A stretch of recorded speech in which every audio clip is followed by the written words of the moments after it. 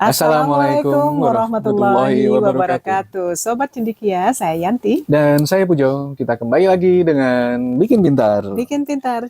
Ya, hari ini spesial sekali tentunya. Sobat Cendikia juga pasti lihat, ini bukan di layar hijau ya, di belakang ini real ya. Ini benar-benar suasana pegunungan, Sejuk sekali. Kemudian di belakang itu ada lembah, sangat menyenangkan sekali. Ada Ada gunung gunung-gunung. juga di sana. Bu Yanti, kita di mana sih, Bu?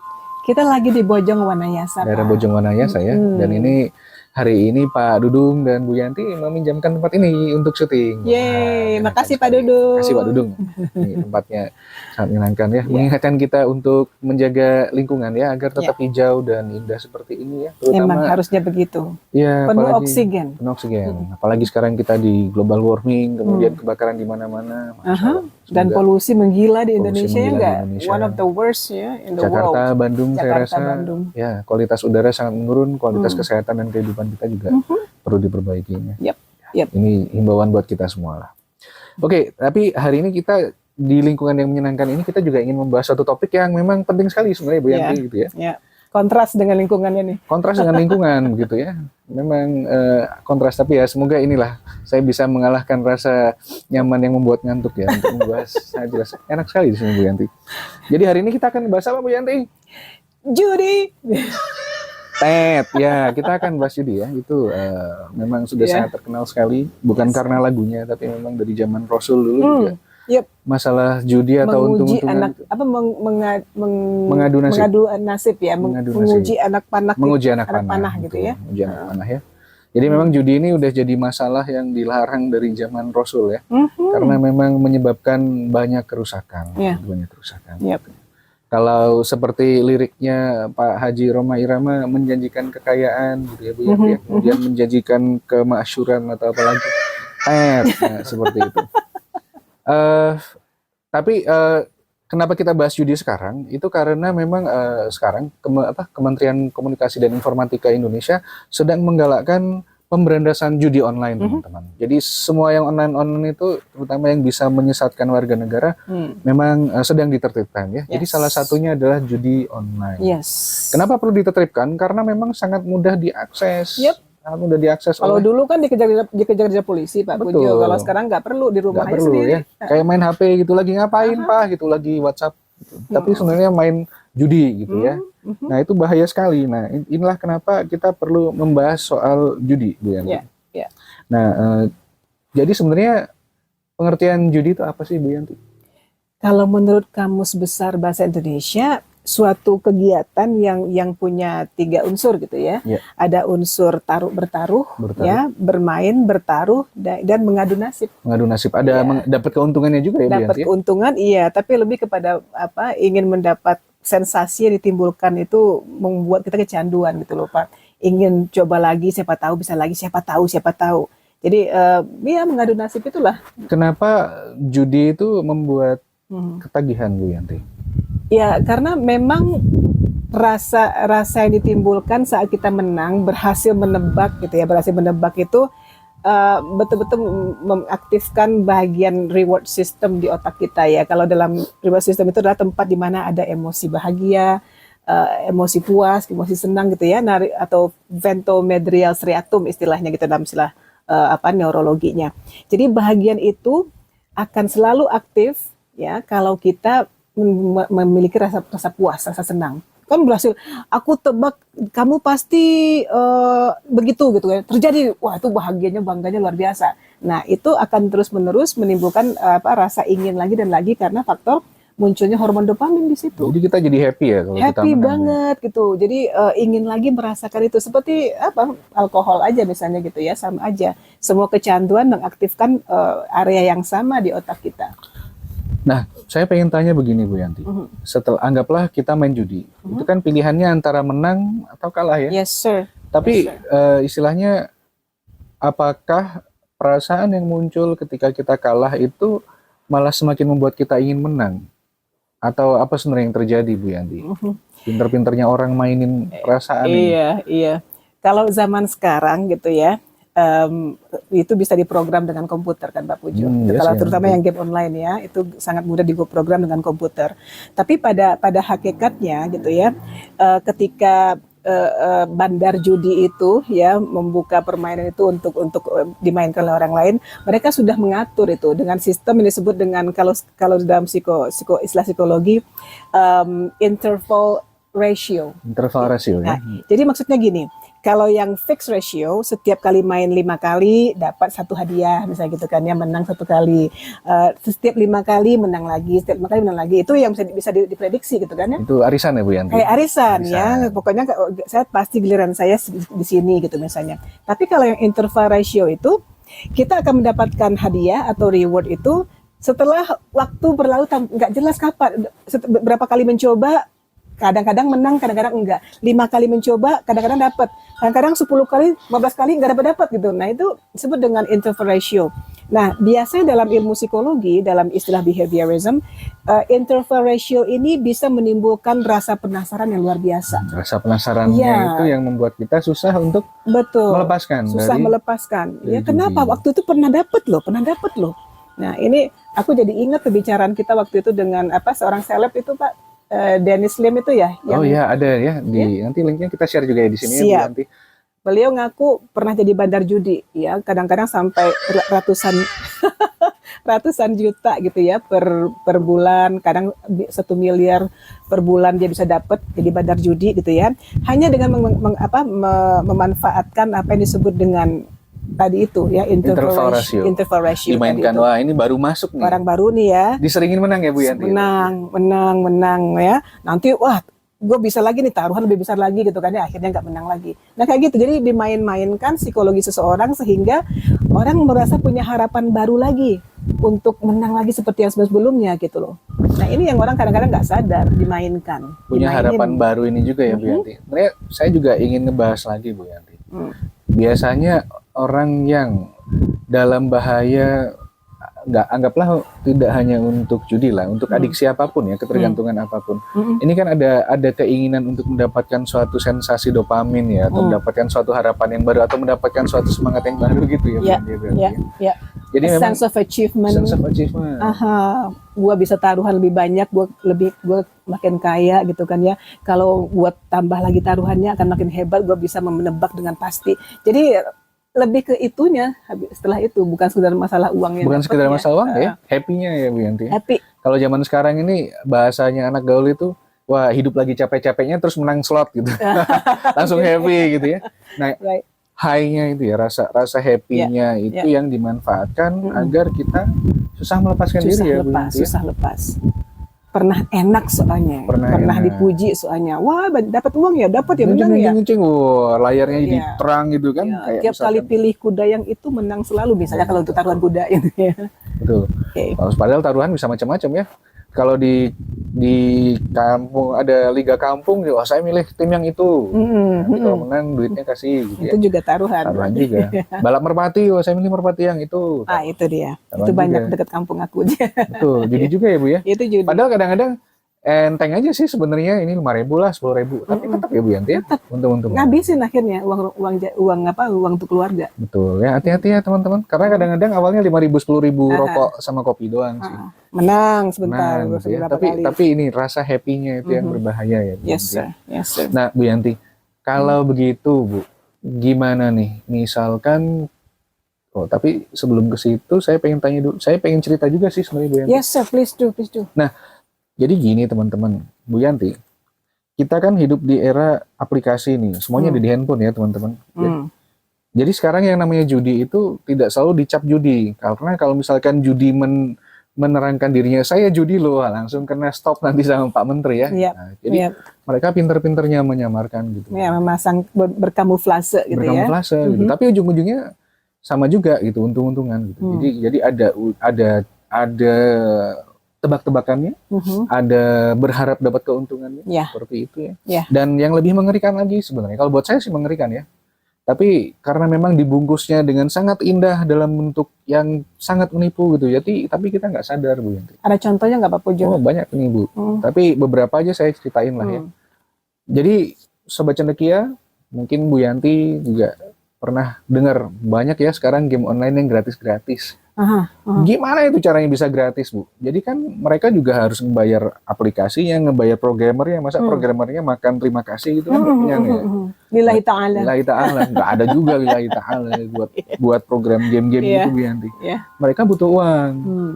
Gimana caranya agar gamenya gratis tapi orang mau ngeluarin uang? Hmm. Dibikinlah penasaran. Mhm. Kalau sekarang itu kita sebut gacha ya, tulisannya GACHA, nih ada tulisannya gacha ping. Nah, jadi itu sifatnya untung-untungan juga, Bu ya. Kalau misalkan judi itu kan kita tebak-tebak berhadiah ya. Ya. Kalau gacha itu kita kayak masukin koin gitu ya, kayak kita beli kredit, habis itu kita untung-untungan, narik nih, dapat nggak yang kita ingin gitu ya. Jadi ada hadiahnya kadang-kadang. Kalau misalkan kita main game pukul-pukulan gitu ya. Nanti kalau gacanya bagus kita dapat petarung yang strong gitu, Bu ya. Aha, lebih berenergi, lebih berenergi. kuat. Mainnya bisa ngalahin orang lain dengan lebih gampang. Kebanyakan anak-anak kena di situ kali ya. Iya, Bu. Anak-anak sekarang. Ada yang sampai mahasiswaku ada sampai 70 jutaan loh. Astagfirullahaladzim. Wow. Yes, wow. Itu gimana bisa sampai 70 juta, Main Bu ya? slot. Slot ya? Ya, slot. Nah, jadi sekarang gacha sama slot itu nggak terlalu beda memang. Subhanallah. Kalau slot itu sudah lebih dekat ke arah judi. Tapi kalau gacha, biasanya dia disamarkan dalam bentuk permainan biasa, Bu Yanti. Main pukul-pukulan, main jalan-jalanan, main lihat-lihatan, main kumpulan-kumpulan kartu gitu ya. Semuanya ada untung-untungannya. Dan kita ngebayar agar kita dapat kesempatan untuk dapetin barang langkanya. Itu kan membiasakan kita berjudi sebenarnya. Betul.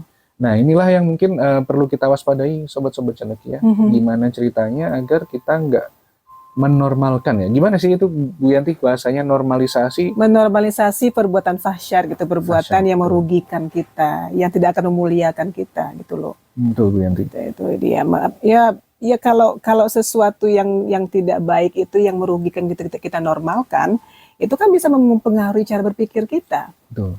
Jadi lama-lama berpikir kita juga nggak normal gitu kan. Betul, ya. Yanti. Nah ketika berpikir nggak normal, nggak mungkin lagi bagi kita untuk bisa mengembangkan potensi yang tertinggi kita, yaitu nurani kita, empati kita pada orang lain, nggak punya empati lagi kepada istri, pada anak, pada keluarga gitu ya, pada orang tua, karena sibuk ya menikmati kesenangan berjudi ini gitu loh. Memang mematikan hati dan logika ya, Bu Yanti. Mematikan logika, mematikan empati, mematikan nurani.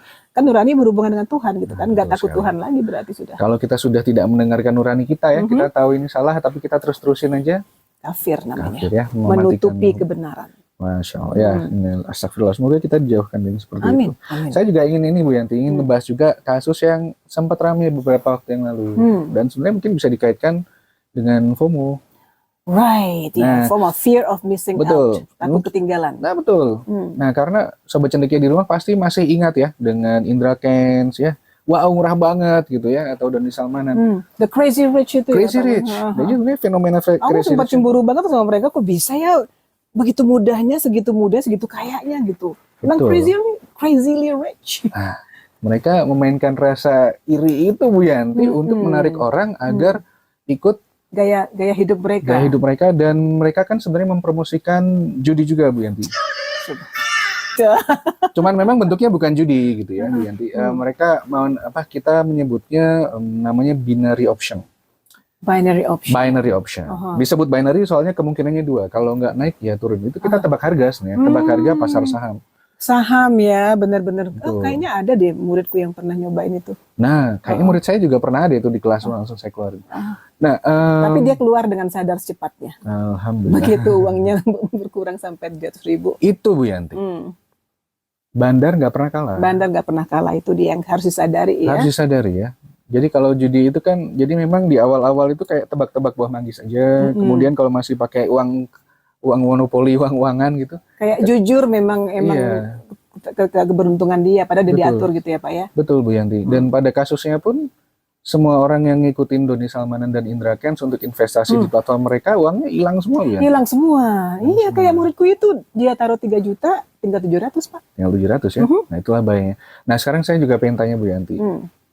Kenapa, kan pada akhirnya judi itu sekarang promosinya juga pasti pakai selebgram ya.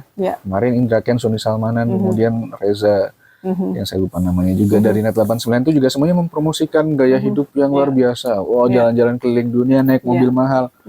Untuk mempromosikan ini nih, gue bisa dapat duit banyak, gue bisa kaya. Gue bisa gaya hidup begini Betul. karena melakukan ini, Karena gitu ya. melakukan ini taktik apa sih sebenarnya Bu Yanti yang dipakai? Ya itu dia. Kayaknya aku jadi ingat apa yang dikatakan Pak Alan deh, POV itu ya Pak, point of view gitu Point ya. of Kan view. banyak tuh POV orang-orang kaya sekarang gitu kan ya. Di dalam mobil bagus. Dalam pesawat pribadi gitu, jalan-jalan sini, jalan-jalan sana gitu. Dan ternyata ujung-ujung kita tahu kalau dia adalah endorser dari judi sesuatu gitu kan ya. Oke.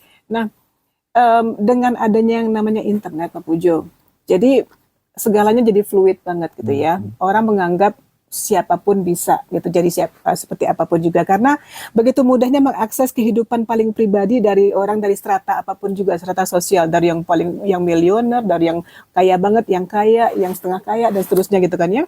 Jadi dengan kecenderungan manusia itu kan ingin hidup lebih baik, lebih bahagia. Memang kita ya. diciptakan dengan kerasa Tendensi kekurangan. seperti itu, ya kan? Nah, begitu melihat bahwa hampir semua orang yang aku lihat di POV-nya itu kok semuanya kok kayaknya hidupnya begitu standarnya gitu kan, ya punya ini punya itu segala macam. Aku kan juga kepengen dong gitu, dan ketika influencer ini muncul dengan ide kami bisa hidup begini, lihatlah kami begini, karena ini tentu saja orang yang mencoba. Berbondong-bondong ya. Iya, Memberikan ini- harapan buat orang-orang yang mungkin kalau nggak dengan untung-untungan nggak bisa. Ya. Iya, ini kan irrational thought sebenarnya, Betul, ya. tidak Jadi rasional, betul. membodohkan pikiran logis seseorang gitu kan ya.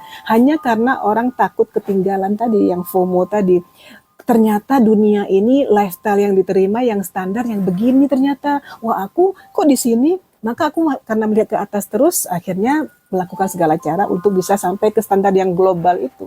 Padahal kan masing-masing countries, masing-masing konteks beda-beda kan. Betul. Ada orang yang dulunya cuman makan pakai satu telur dengan kayak Pak Dudung tuh dulu waktu masih kecil katanya, gimana Pak?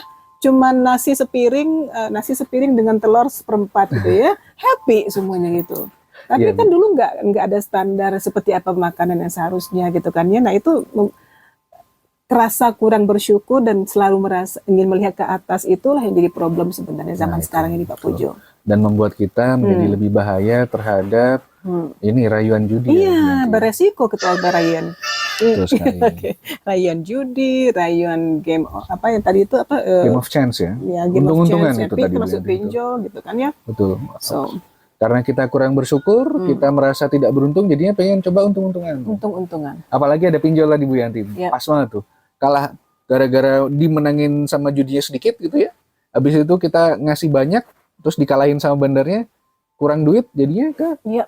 pinjol. Ya itu Pinjol. lingkaran setan sekali ya. Judi online, pinjaman online, nah itu udah. Tadi kata Pak Pujo perceraian di Bandung apa di Indonesia? Di Bandung Di Bu ya. Bandung Di meningkat tajam gara-gara judi online. judi online, Judi gitu online. ya, karena sudah jual-jualan segala macam gitu ya. Ya kan, Ya. saya rasa sebagai suami kalau saya judi nggak pengen ketahuan istri ya Bu Yanti ya. Aha, Wah, berbohong jadi komunikasi mulai nggak bagus ini ya. Habis itu mungkin istri nyadar panci di rumah kok kurang satu Pak gitu kan. Betul. Kalau Bu Yanti mungkin pernah mengalami ada yang konsul ke Bu Yanti mungkin karena Ada itu yang gangguan konsul judi. begitu. Jadi sejak menikah itu ternyata keadaan makin memburuk terus ya, karena ternyata suaminya berhutang-hutang terus untuk berjudi gitu. Nah ini sudah pasti ya, rumah tangga sudah mulai kacau segala macam. Kalau hubungan suami istri itu dilandasi dengan kebohongan, nggak akan kemana-mana Pak Pujo. Betul Bu Yanti. Ya, akan makin driving apart, mereka drifting apart. Istilahnya satu kebohongan akan beranak Akan kebohongan leading yang kepada lain, ya. kebohongan yang Betul lain. sekali. Ya rajanya kejahatan ya bohong itu Betul. awalnya. Jadi ini buat sobat cendekia di rumah yang akan berkeluarga atau sudah berkeluarga, hindari hal-hal yang akan menyebabkan kerusuhan di dalam keluarga ya Bu Yanti. Yes, that's Contohnya true. judi salah satunya. Yep. Nah Bu Yanti, misalkan saya sudah dalam kondisi ketagihan terhadap judi online atau judilah dalam bentuk apapun. Gimana caranya saya berhenti Bu? Nah itu dia, orang yang kecanduan kan memang sulit untuk berhenti biasanya ya. Nah mungkin salah satu cara yang bisa kita gunakan kalau ternyata akal sehat kita masih bisa berfungsi gitu ya. Barangkali kita lihat apa yang terjadi dalam hidup kita. Kita lihat sebentar, hubungan aku dengan istriku gimana, dengan suamiku gimana ini gitu, dengan anakku, terganggu nggak domain sosialku, terganggu nggak sisi finansialku, terganggu nggak hubunganku dengan, nah itu harus ada usaha kontemplasi begitu. Berarti harus lihat ke sekeliling kita lagi. Betul, ada problem nggak aku ini. Nah ketika kita tahu bahwa itu yang kita lakukan sudah menyebabkan banyak masalah di setiap domain kehidupan kita, sisi kehidupan kita, sudah waktunya mencari pertolongan. Betul. Mencari pertolongan. Mungkin gue udah addicted banget ini berarti. Mungkin aku harus mengganti cara berpikirku tentang judi ini gitu ya. Nah ini memang harus kesadaran orangnya sendiri, Pak Pujo. Kesadaran orang ya, Bianti. Ya. Sekali lagi, untuk terjebak judi online sangat gampang, Sobat Cendekia ya. Untuk keluarnya sulit. Untuk keluarnya sulit ya. Ya. Karena dengan pulsa aja nih, kita bisa nih judi sekarang nih, menang kalah bisa. Hanya dengan pulsa. Pertama-tama pulsa, habis itu kartu kredit. Tahu-tahu tiba-tiba jebol aja rekening. Membobol rekening orang tua juga bisa. Mau bobol rekening orang tua juga bisa. Sering sekali ya, itu semoga tidak kejadian lagi. Yep. Nah, oke Bu Yanti, ini tadi salah satu caranya gimana kita agar tidak biar bisa keluar ya dari jeratan judi. Sekarang gimana caranya kita sadar kalau kita sedang mencoba sesuatu yang sifatnya judi? Ya, kita harus lihat indikatornya tadi itu apa. Ya, yang namanya judi itu indikatornya apa tadi? Adalah permainan pertama, ya. Betul. Kemudian permainan itu melibatkan taruhan. Ada permainan, ada taruhan, dan tebak-tebakan. Untung-untungan, mengadu nasib. Nah, itu berarti sudah judi berarti. Oke. Nah, karena Bu Yanti bilang gitu, saya jadi ingat Bu. Ini kan memang di era informasi kayak gini mulai banyak inovasi yang aneh-aneh nih. Salah satunya misalkan cryptocurrency ya, atau Bitcoin. Bitcoin. Nah, itu kemarin di awal tahun 2021 kalau saya nggak salah itu diharamkan sama Majelis Taklim Muhammadiyah. Masya Allah, alhamdulillah akhirnya. Betul. Karena memang ada unsur untung-untungannya. Yep. Kita beli karena kita berharap agar kita bisa jual lagi ketika harganya naik. Tapi kan nggak tahu gimana cara kerjanya, harga naik turun juga kita nggak tahu apa yang mempengaruhi gitu ya.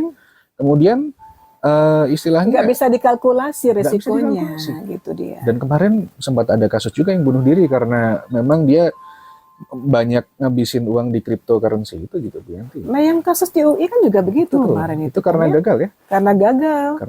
Gagal sampai uang berapa katanya? 19 juta kalau nggak salah. Oh, 19 juta. 19 juta ya, atau puluhan juta, 90 juta saya lupa, 90 juta kalau 90. Masya Allah. Ya begitulah Bu Yanti. Inilah kenapa judi itu berbahaya ya.